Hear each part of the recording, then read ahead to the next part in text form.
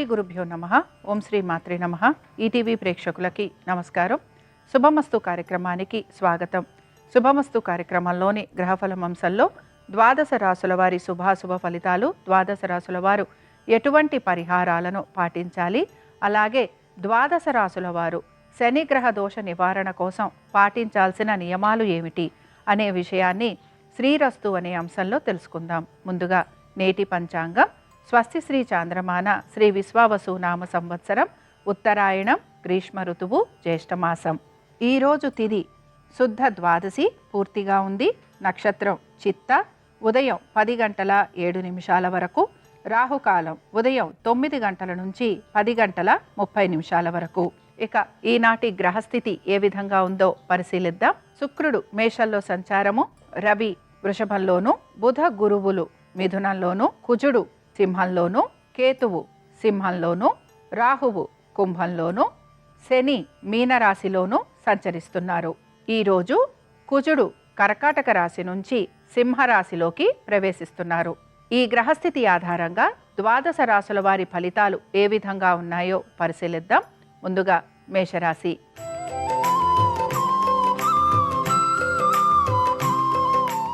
మేషరాశి వారి ఫలితాలను గనక పరిశీలించినట్లయితే, మీ తెలివితేటలతోటి, మీ యొక్క ఓర్పు సహనంతో మీరు ఏ పనులైతే ఆగిపోయి ఉన్నాయో ఆ పనులను పూర్తి చేయడానికి ప్రయత్నిస్తారు.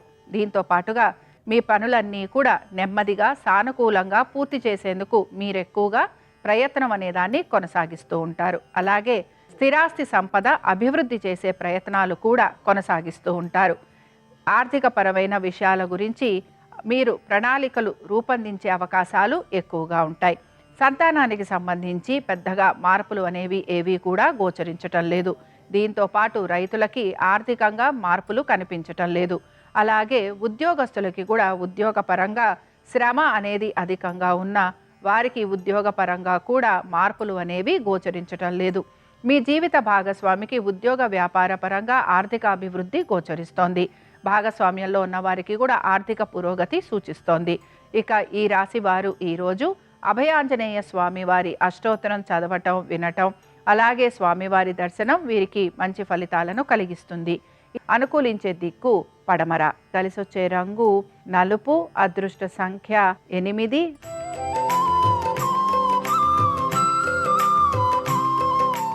వృషభ రాశి వారి ఫలితాలను గనక పరిశీలించినట్లయితే, వృషభ రాశి వారికి ఖర్చులు అధికంగా ఉండబోతున్నాయి.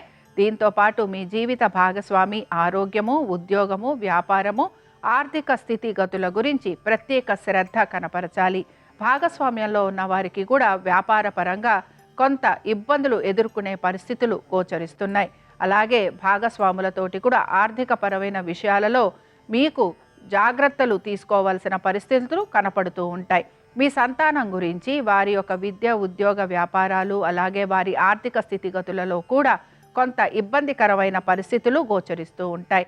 పెట్టుబడుల విషయంలో కూడా జాగ్రత్త వహించాలి. అలాగే ఈ రాశికి చెందిన రైతులకి కూడా ఆర్థిక పరంగా ఇబ్బందులు ఎదుర్కోవలసిన పరిస్థితులు గోచరిస్తూ ఉంటాయి. ఉద్యోగస్తులకి ఉద్యోగ పరంగా ప్రయాణాలు లాంటివి అధికంగా ఉండటం, శారీరక శ్రమ ఎక్కువగా ఉండటం, ప్రశాంతత లోపించే అవకాశాలు గోచరిస్తున్నాయి. ఈ రాశి వారు ఈరోజు అభయాంజనేయ స్వామి వారి సహస్రనామాలు చదవటం, వినటం, అలాగే స్వామివారి దర్శనం వీరికి శుభ ఫలితాలను కలిగిస్తుంది. అనుకూలించే దిక్కు దక్షిణం. కలిసొచ్చే రంగు ఎరుపు. అదృష్ట సంఖ్య 8.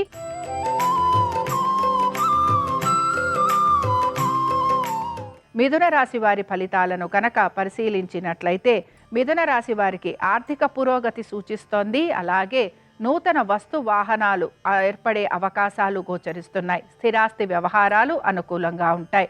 సోదర సోదరీమణులను కలిసే అవకాశాలు, బంధువర్గీయులతోటి ఎక్కువగా మీరు సమయాన్ని గడిపే అవకాశాలు గోచరిస్తున్నాయి. ఇక మీరు మీ యొక్క పనుల విషయాల్లో కూడా ఎటువంటి జాప్యం లేకుండా సకాలంలో పూర్తి చేసుకునేందుకు ప్రయత్నిస్తారు. ఉద్యోగస్తులకి ఉద్యోగపరంగా అనుకూలత గోచరిస్తోంది. వ్యాపారస్తులకి కూడా వ్యాపార సంబంధంగా అనుకూలమైన స్థితిగతులు గోచరిస్తున్నాయి. భాగస్వామ్యంలో ఉన్న వారికి కూడా భాగస్వాముల వలన ఆర్థిక పురోగతి సూచిస్తోంది. రైతులకి వారి యొక్క పంట పరంగా కొంత ఇబ్బందులు ఎదుర్కోవలసిన పరిస్థితులు గోచరిస్తున్నాయి. మీ సంతానానికి చక్కటి అభివృద్ధి గోచరిస్తోంది. ఇక మీ ఆరోగ్య పరంగా మీరు తీసుకుంటున్న జాగ్రత్తలు మీకు సత్ఫలితాలను కలిగిస్తూ ఉంటాయి. ఈ రాశికి చెందిన వారు ఈరోజు సింధూర ఆంజనేయ స్వామివారి దర్శనం చేసుకోవటము, స్వామివారి అష్టోత్తరం చదవటము, అలాగే స్వామివారికి సింధూరాన్ని అలంకరణగా ఇవ్వటం వలన వీరు ఎదుర్కొంటున్న సమస్యల నుంచి వీరు బయటపడేందుకు అవకాశం ఉంటుంది. అనుకూలించే దిక్కు నైరుతి, కలిసొచ్చే రంగు పసుపు, అదృష్ట సంఖ్య 5.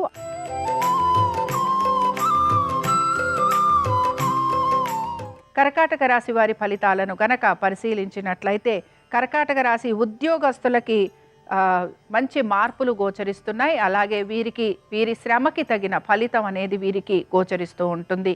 వ్యాపారస్తులకి కూడా వ్యాపారపరంగా అభివృద్ధి అనేది కనపడుతూ ఉంటుంది. ఇక కుటుంబంలో ఎటువంటి ఇబ్బందులు ఉన్నా ఆ ఇబ్బందులని అధిగమించేందుకు మీరు శ్రమిస్తూ ఉంటారు.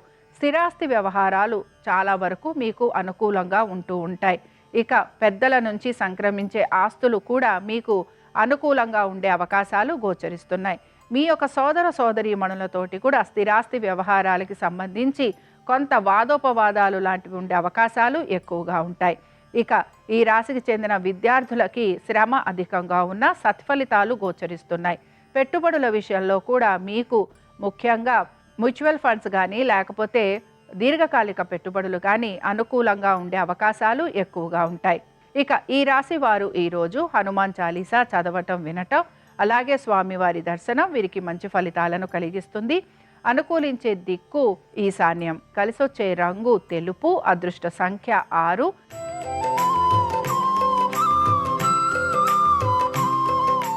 సింహరాశి వారి ఫలితాలను కనుక పరిశీలించినట్లయితే సింహరాశి వారికి ఖర్చులు అధికంగా గోచరిస్తూ ఉంటాయి. అనుకున్న విధంగా పనులు సానుకూలంగా పూర్తి కాకపోవటం వలన వీరు కొంత నిరాశకి మాత్రం గురవుతూ ఉంటారు. అయితే దైవ దర్శనం, తీర్థయాత్రలు, నదీ స్నానాలు, దీంతో పాటు దాన ధర్మాలు చేయడానికి ఎక్కువగా ఉత్సాహం అనేదాన్ని కనబరుస్తూ ఉంటారు. తల్లిదండ్రుల ఆరోగ్యం గురించి కొంత ప్రత్యేక శ్రద్ధ కనపరచాలి. దీంతో పాటుగా మీరు మీ స్థిరాస్తి వ్యవహారాలు ఏవైతే ఉన్నాయో వీటి గురించి కూడా కొంత జాగ్రత్త వహిస్తూ ఉండాలి. వాహనాలు నడుపుతున్నప్పుడు జాగ్రత్త వహించాలి. అలాగే ఈ రాశికి చెందిన స్త్రీలకి అదనపు బరువు బాధ్యతలు నిర్వహించాల్సిన పరిస్థితులు రావటం, కుటుంబ సభ్యులతోటి ఎక్కువగా సమయం గడపలేని పరిస్థితులు ఎదురవటం, అలాగే వీరికి కొంత అనారోగ్య సమస్యలు ఉండే అవకాశం ఉంటుంది. కనుక ఈ విషయాలలో స్త్రీలు జాగ్రత్త వహించాలి. రైతులకి ఆర్థికంగా కొంత పురోగతి అనేది సూచిస్తోంది. ఈ రాశి వారు ఈరోజు వీరాంజనేయ స్వామి వారి అష్టోత్తరం చదవటం వినటం, అలాగే స్వామివారి దర్శనం వీరికి శుభ ఫలితాలను కలిగిస్తుంది. అనుకూలించే దిక్కు ఆగ్నేయం, కలిసొచ్చే రంగు పసుపు, అదృష్ట సంఖ్య 8.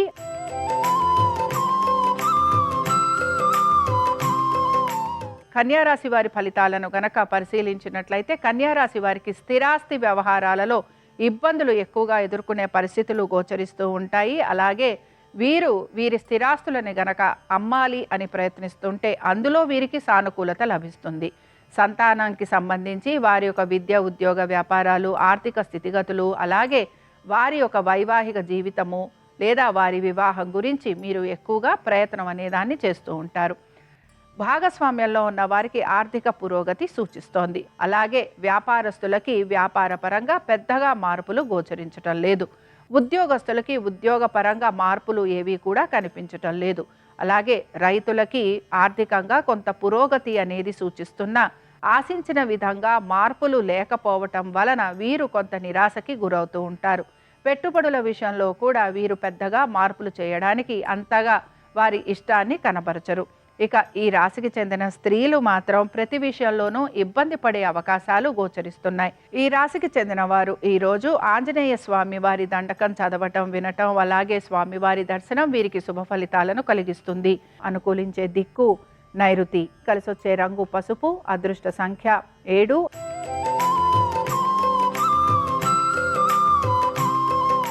తులారాశి వారి ఫలితాలను గనక పరిశీలించినట్లయితే ఆర్థిక పురోగతి కోసం వీరు ప్రయత్నం అనేదాన్ని కొనసాగిస్తూ ఉంటారు. అయితే మీ జీవిత భాగస్వామి యొక్క ఆరోగ్యం గురించి తగు జాగ్రత్తలు పాటిస్తూ ఉండాలి. తొందరపాటు నిర్ణయాల వలన ఇబ్బందులు కొని తెచ్చుకునే అవకాశాలు ఎక్కువగా ఉంటాయి. ఆగ్రహావేశాలను నియంత్రించుకోవాలి.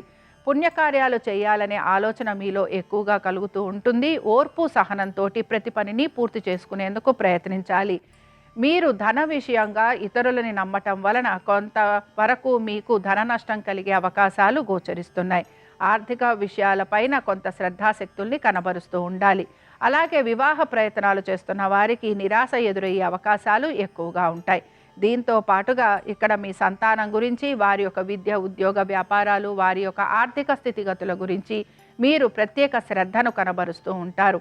ఈ రాశి వారు ఈరోజు సువర్చల సహిత ఆంజనేయ స్వామి వారి యొక్క అష్టోత్తరం చదవటం, వినటం, అలాగే స్వామివారికి ఆకుపూజ జరిపించటం వలన వీరి మనసులో ఉన్న కోరికలు తీరే అవకాశం గోచరిస్తుంది. అనుకూలించే దిక్కు వాయువ్యం, కలిసొచ్చే రంగు నలుపు, అదృష్ట సంఖ్య 8.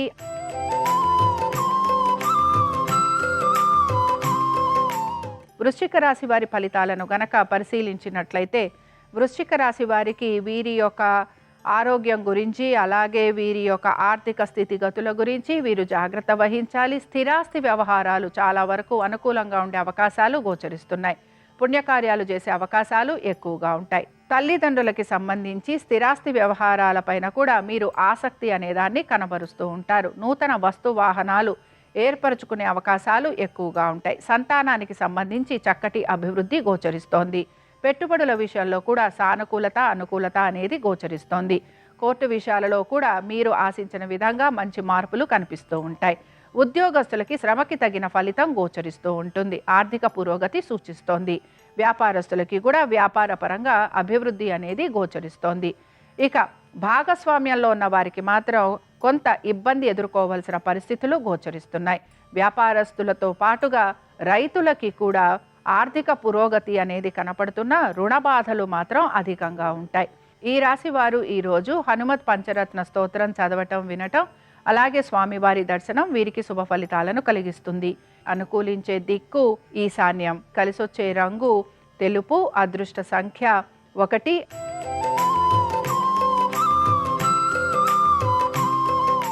ధనురాశి వారి ఫలితాలను గనక పరిశీలించినట్లయితే ధనురాశి వారికి ఆర్థికంగా చక్కటి ప్రయోజనం అనేది గోచరిస్తోంది. అలాగే సంతానానికి మీరు ఆశించిన విధంగా మంచి మార్పులు అనేవి గోచరిస్తున్నాయి. మీ సంతానం గురించి గనక వారి విద్య, ఉద్యోగ, వ్యాపారాలు, ఆర్థిక స్థితిగతులు, వైవాహిక జీవితము, వివాహము వీటి గురించి గనక మీరు ప్రయత్నిస్తుంటే వీటిల్లో మీకు సత్ఫలితాలు లభించే అవకాశాలు ఎక్కువగా ఉంటాయి.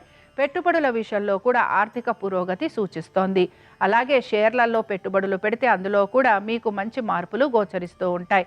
శత్రువులపైన విజయాన్ని సాధించే అవకాశాలు ఎక్కువగా ఉంటాయి. కోర్టు విషయాలు అనుకూలంగా ఉంటాయి.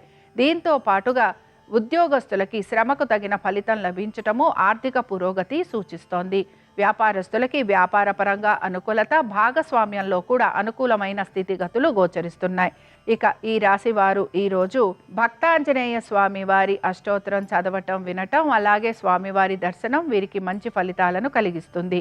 అనుకూలించే దిక్కు ఉత్తరం, కలిసొచ్చే రంగు నీలము, అదృష్ట సంఖ్య 3.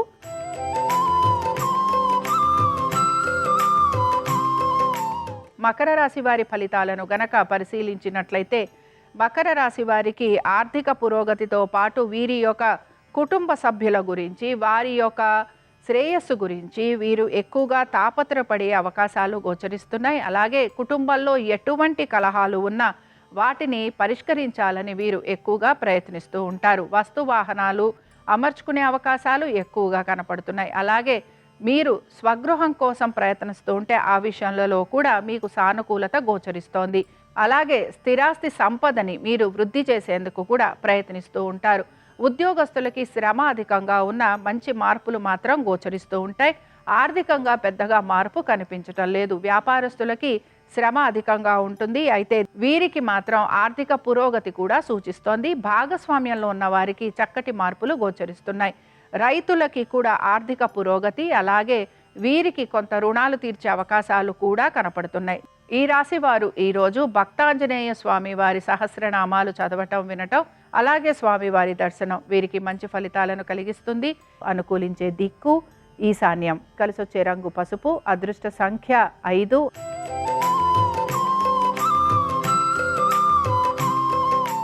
కుంభరాశి వారి ఫలితాలను గనక పరిశీలించినట్లయితే కుంభరాశి వారికి వృత్తి వ్యాపార పరంగా మంచి అనుకూలమైన స్థితిగతులు గోచరిస్తున్నాయి. ఆశించిన విధంగా మార్పులు ఉండే అవకాశాలు ఎక్కువగా ఉంటాయి.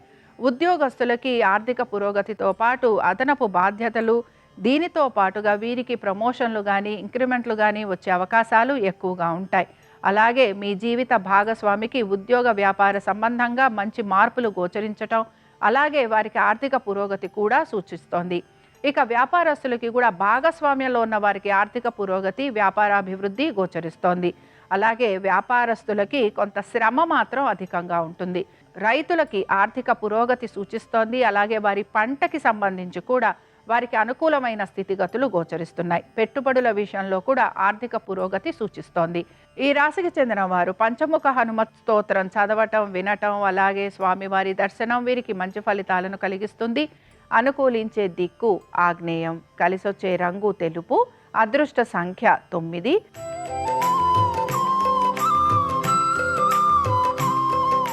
మీనరాశి వారి ఫలితాలను గనక పరిశీలించినట్లయితే మీనరాశి వారికి ముఖ్యంగా ఈ రాశికి చెందిన స్త్రీలకి మాత్రం ఇబ్బందులు ఎదుర్కోవాల్సిన పరిస్థితులు కనపడుతూ ఉంటాయి. వీరి యొక్క ఆరోగ్యం గురించి, స్థిరాస్తి వ్యవహారాల గురించి, ఆర్థిక స్థితిగతుల గురించి, కుటుంబ సభ్యుల గురించి, అందరి గురించి కూడా మీరు కొంత జాగ్రత్త వహిస్తూ ముందుకు వెళ్ళాలి. ఇక ఉద్యోగస్తులకి గనక మనం పరిశీలించినట్లయితే ఉద్యోగస్తులకి ఉద్యోగపరంగా అనుకూలమైన స్థితిగతులు గోచరిస్తున్నాయి. అలాగే వీరు మార్పుల కోసం ఎక్కువగా ప్రయత్నం చేయరు. ఇక స్థానచలనము, బదిలీల గురించి కూడా వీరు పెద్దగా మార్పులు చేయడానికి ఇష్టాన్ని కనపరచరు. ఇక వ్యాపారస్తులకి వ్యాపార పరంగా అభివృద్ధి అనేది గోచరిస్తోంది. ఆర్థికంగా కూడా వీరికి కొంత పురోగతి సూచిస్తోంది. భాగస్వామ్యంలో ఉన్న వారికి కూడా అనుకూలమైన స్థితిగతులు గోచరిస్తున్నాయి. మీ జీవిత భాగస్వామికి ఉద్యోగ వ్యాపార సంబంధంగా ఆర్థిక పురోగతి సూచిస్తోంది. ఈ రాశికి చెందిన వారు ఈరోజు సింధూర ఆంజనేయ స్వామి వారి అష్టోత్తరం చదవటం, స్వామివారి దర్శనం చేసుకోవటం, స్వామివారికి సింధూరాలంకరణ చేయటం వలన వీరికి ఎటువంటి ఇబ్బందులు కలుగుతున్నాయో ఆ ఇబ్బందులు తొలగిపోయే అవకాశం గోచరిస్తుంది. అనుకూలించే దిక్కు తూర్పు, కలిసొచ్చే రంగు ఆకుపచ్చ, అదృష్ట సంఖ్య 5. ఇవి ద్వాదశ రాశుల వారి ఫలితాలు. శనివారం సందర్భంగా ఆంజనేయ స్వామి వారి అనుగ్రహం ద్వాదశ రాశుల వారి మీద ఉండాలని ఆశిస్తూ స్వస్తి. శ్రీరస్తు శుభమస్తు. శనివారం సందర్భంగా ద్వాదశ రాశుల వాళ్ళు ప్రత్యేకమైన విధి విధానాలు పాటిస్తే శని దోషాలన్నీ తొలగిపోతాయి.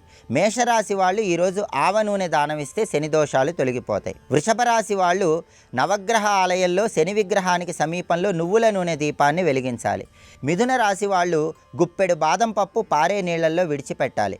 కర్కాటక రాశిలో జన్మించిన వాళ్ళు బాదం పప్పు శివాలయంలో ఈశ్వరుడికి సమర్పించాలి.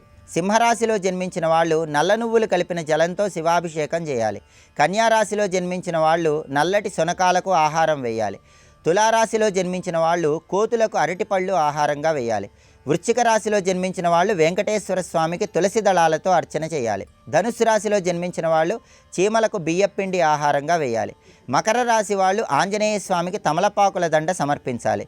కుంభరాశి వాళ్ళు నల్ల నువ్వులు, పటిక, పంచదార పాలల్లో కలిపి ఆ పాలతో శివాభిషేకం చేయాలి. మీనరాశి వాళ్ళు గోమాతకి తెల్ల నువ్వులు, బెల్లం కలిపి తినిపించాలి. ఇలా ద్వాదశ రాశుల వాళ్ళు చేస్తే శనివారం సందర్భంగా శని దోషాలు తొలగిపోతాయి.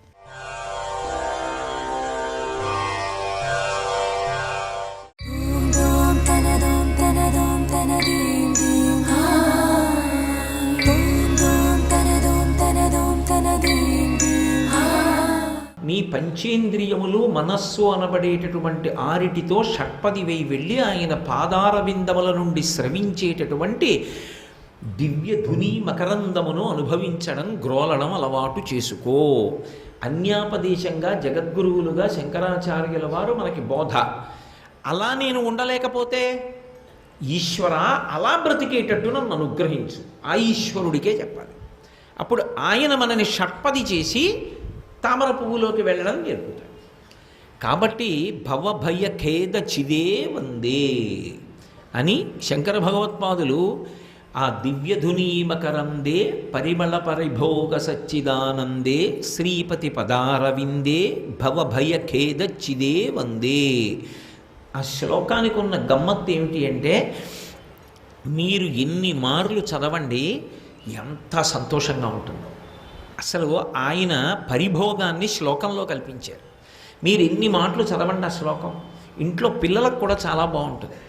మీరు చిన్న చిన్న పిల్లలు ఉన్న చోట పైకి ఆ శ్లోకాన్ని దివ్యధుని మకరందే పరిమళ పరిభోగ సచ్చిదానందే శ్రీపతి పదార విందే భవభయఖేద చిదే వందే అని 10 మాటలు అన్నారనుకోండి, కాసేపటికి వాడు కూడా శ్రీపతి పదార విందే అంటాడు.